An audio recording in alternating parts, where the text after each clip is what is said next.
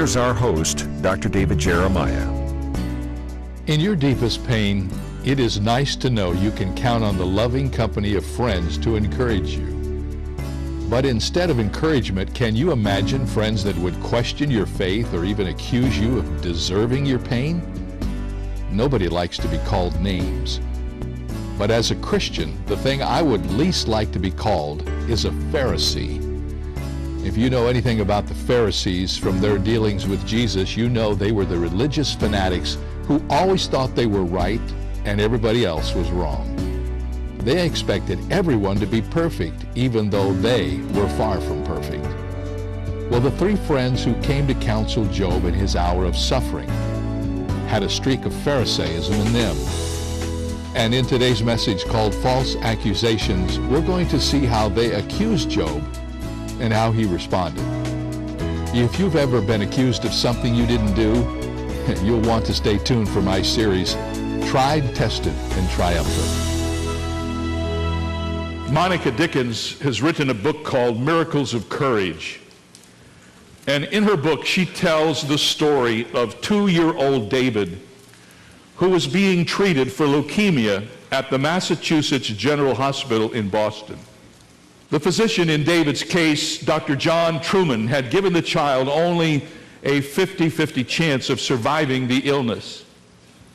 David underwent numerous painful treatments and blood tests, and his mother Deborah found it hard to watch her little boy suffer. Although David always cried during the painful treatments, he never cried in the waiting room. In fact, he knew that when he went into the clinic, Dr. Truman would stick him with needles and hurt him. Yet whenever his name was called, he would hurry in ahead of his mother, greet the nurses with a smile, and the little boy had a problem pronouncing the word R. So when he saw the doctor, he would wave and say, "Hi, Dr. Truman." Soon after he turned 3, David had to undergo a painful spinal tap, the removal of fluid from the lumbar region of the spinal cord. Very, very painful, excruciating thing to have. And David was scared, but he put up a front that was pretty brave. And his mother told him, "Dr. Truman has to do this, David, to make you well. I know it will hurt, but Dr. Truman only does this because he loves you." Well, the procedure was horribly painful. In fact, Deborah was in agony watching her son squirm and scream. 3 nurses had to hold the boy down. And when it was over, little David was soaked in sweat and tears. But he looked up at the doctor with trusting eyes and he said, "Thank you, Dr. Truman, for my hurting." And when I read that story, it reminded me of the spirit of Job, a man who has suffered for reasons that he cannot understand. In his pain, he has squirmed and sobbed and sweat and screamed to God. But his eyes, though full of tears, are still eyes of trust and eyes of faith and the eyes of a blameless and upright servant of God. I have been reminded on a number of occasions of the many biblical characters whose suffering is recorded for us in the Bible. If we examine their stories, what we will discover is that almost always there is the presence of unkind and untrue words, false accusations leveled against them. For instance, Joseph was one of 2 men in the Old Testament about whom there is no evil report given. At the hands of his own brothers, he was cast into a pit, then sold to some traveling slave traders. He landed on his feet in Potiphar's house, only once again to be falsely accused by Potiphar's wife of having tried to rape her. He ended up in prison and was summarily forgotten by the one man who had any opportunity to help him. He did nothing wrong. In fact, there's not one word of anything wrong that Joseph did in all the Bible, yet he suffered greatly. Moses was constantly at the wrong end of the criticisms of the Israelites, even though God had used him to bring about their freedom from Egyptian slavery. David killed Israel's most feared enemy, only to become the hated fugitive of jealous King Saul. In a matter of just a few days, this Old Testament hero went from hero to hunted, just because he was misunderstood and jealousy entered the picture. Daniel simply honored God and he ended up in the den of lions. His 3 friends refused to dishonor God and they ended up in the fiery furnace. Paul and Silas were beaten and thrown in jail because they preached the gospel. They were accused of sedition. And Jesus Christ was a man of sorrows and acquainted with grief.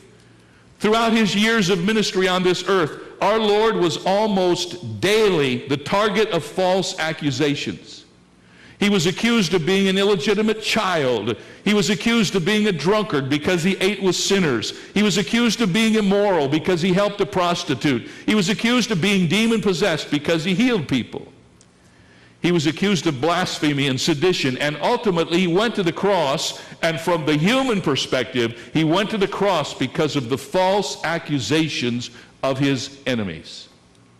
And it was this falsely accused Jesus who gave these words to those who today are sometimes falsely accused and maligned.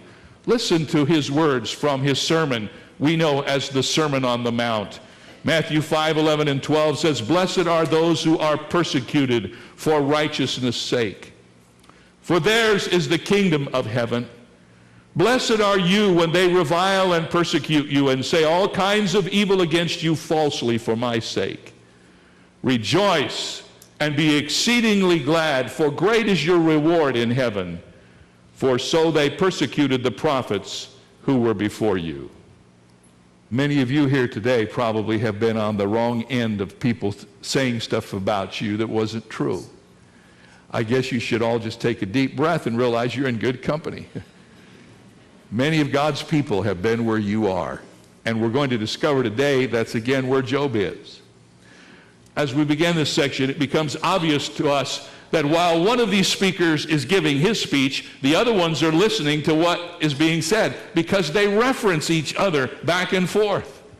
Zophar expresses his displeasure with Job's previous speech. You remember earlier, Job had said about his 3 friends that he had looked into them and couldn't find one person who made any sense. Basically, he called all 3 of them kind of stupid. And Zophar had heard that. He wasn't really thrilled with having been categorized this way. And so he begins the 20th chapter with these words. "Then Zophar the Naamathite answered and said, Therefore my anxious thoughts make me answer because of the turmoil within me. I have heard the rebuke that reproaches me, and the spirit of my understanding causes me to answer." In other words, Zophar said, when I heard what you said, I wasn't going to say anything, but when I considered what you said, Job, there was no way I could keep quiet. I'm answering you today because I'm upset at what you said. You're going to hear what I think about you and what your future looks like. So from verses 4 through 29, we have Zophar's haughty diatribe. I don't know any better way to describe it. It's a diatribe. It's a tirade. It's the same old tired stuff that he's been saying before. Basically, because Job's spiritual experience does not line up with Zophar's rigid expectations, he is branded a wicked man. Basically, what Zophar is saying is, Job, you're not like I am, or as I wish you were, or think you should be, therefore you must be wicked. And Zophar is now going to describe the ultimate fate of a wicked man. This is a personal attack against Job, even though it's given in a generic way. First of all, in verses 4 through 11, he says to Job, he says, basically, Job, did you know that a wicked man isn't around long? The journey of a wicked man is transient. It goes quickly. His argument against Job is based on his knowledge of history. Zophar is saying that I understand life because I've been around long. And the problem is, he does what all of us do. He filters his comments through his own assumptions, through his own prejudices, through his own ideas. He may say, I've been around long, I've learned a lot from history, but everything he's learned comes back through his own filter and takes on a whole new perspective. It's really wrong to say that if a person dies young, it must be because they're evil. Many great people have died young. In fact, This week, someone showed me a passage in Isaiah that would certainly give Zophar a lot of explaining to do. It's in Isaiah 57, 1 and 2, and I put it in the New Living Translation. Here's what it says. Good people pass away. The godly often die before their time. No one seems to care or wonder why. No one seems to understand that God is protecting them from the evil to come. For those who follow godly paths will rest in peace when they die. Even the Bible says that a lot of times godly people die. He's saying your journey is transient. And then he says, the joy is temporary. Oh, you're going to have some joy if you're wicked, but it won't last very long. It will just be for a short time. Listen to verses 12 through 19. And I'm going to read these from the Message because they flow so very well in this paraphrase. And it's up on the screen because I know you don't carry the Message with you to church. They savor evil as a delicacy, the wicked do. They roll it around on their tongues. They prolong the flavor, a dalliance in decadence, real gourmets of evil. But then they get stomach cramps, a bad case of food poisoning. They gag on all that rich food, and God makes them vomit it up. They gorge on evil, make a diet of that poison, a deadly diet, and it kills them. No quiet picnics for them beside gentle streams with fresh baked bread and cheese and tall, cool drinks. They spit out their food half chewed, unable to relax and enjoy anything they've worked for. And why? Because they've exploited the poor, took what never belonged to them. Now, Zophar is saying to Job, this is the way a wicked person enjoys life. He paints a picture of a wicked person enjoying his wickedness. He says it's like he's eating something delicious, and he doesn't want to swallow it because it's so sweet, he doesn't want to lose the taste of it. But according to Zophar, sooner or later, he has to swallow it, and that sweet taste of evil turns to poison and becomes like the venom of a snake within his system. Zophar tells Job that the wicked person will be caused to spit out the riches that he received by taking advantage of people. He tells Job that the satisfaction of ill-gotten riches is only for a short time. The wicked person's good life of streams and rivers flowing with honey and cream will end when he dies. And the final blow comes when Zophar accuses Job of living in a house he didn't even pay for.